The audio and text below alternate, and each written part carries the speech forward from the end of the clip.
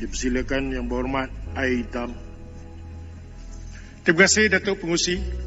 Saya akan terus pada butiran 030000 pengurusan perburuhan negara dan 030 100 tenaga kerja. Saya ingin menarik perhatian Kementerian Sumber Manusia di mana kita melihat keadaan sekarang syarikat-syarikat logistik. Saya pernah duduk di MOT. Antara rungutan yang telah dikemukakan ialah nature of business. Dari segi dia menggaji seseorang itu, kalau zaman dulu, kebanyakannya dia akan menggaji mengikut kontrak. Maksud saya, dia akan berdasarkan pada trip, commission. Kalau dia dari Kuala Lumpur pergi ke Johor Bahru, dia akan bayar satu kadar yang dipersetujui oleh kedua pihak. Dan kita faham bahawa di bawah kementerian ni kita ada perkeso.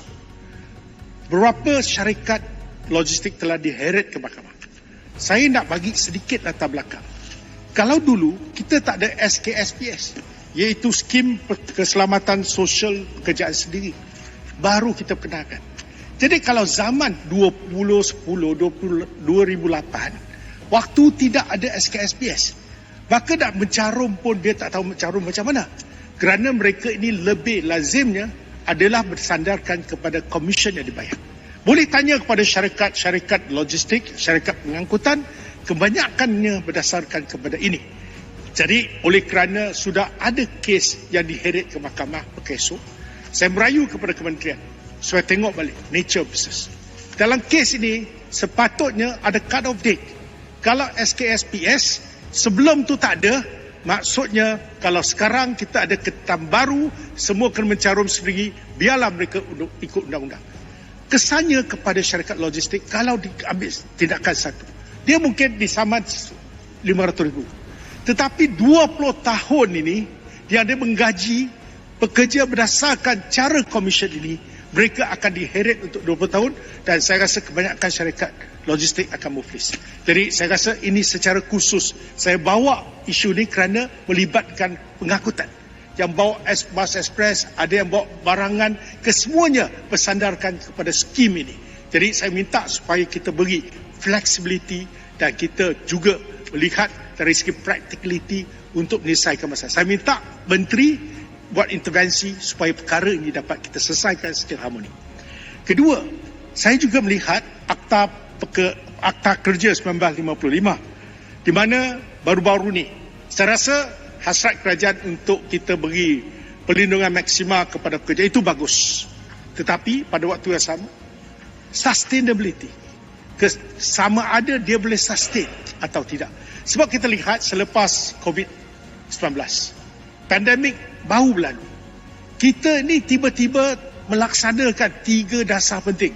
Iaitu pertama, waktu bekerja 48 jam diturunkan pada 40 jam seminggu.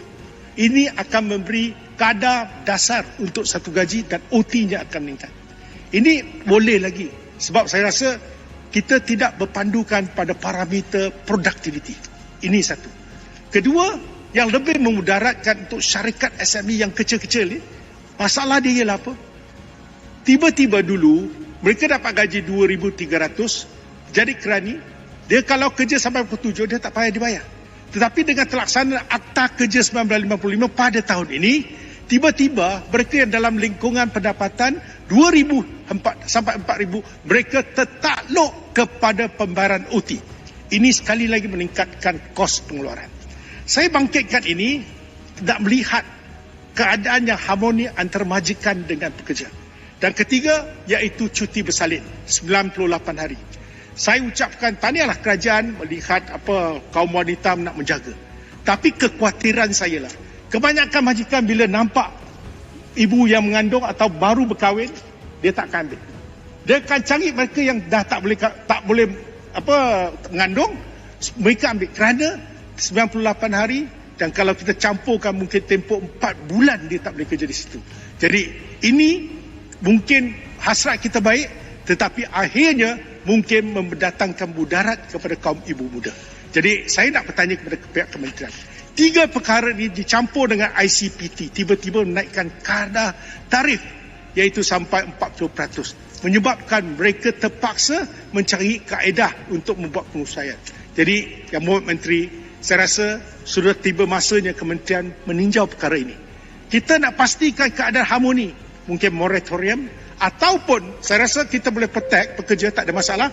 Cuma macam mana kita pastikan majikan masih boleh hidup, waktu-waktu yang sama mereka menggaji secara terus dan mereka tidak menganggur. Itu perkara yang penting, dan dengan ini saya ucapkan terima kasih pada pihak Kementerian Sumber Manusia. Sekian, terima kasih.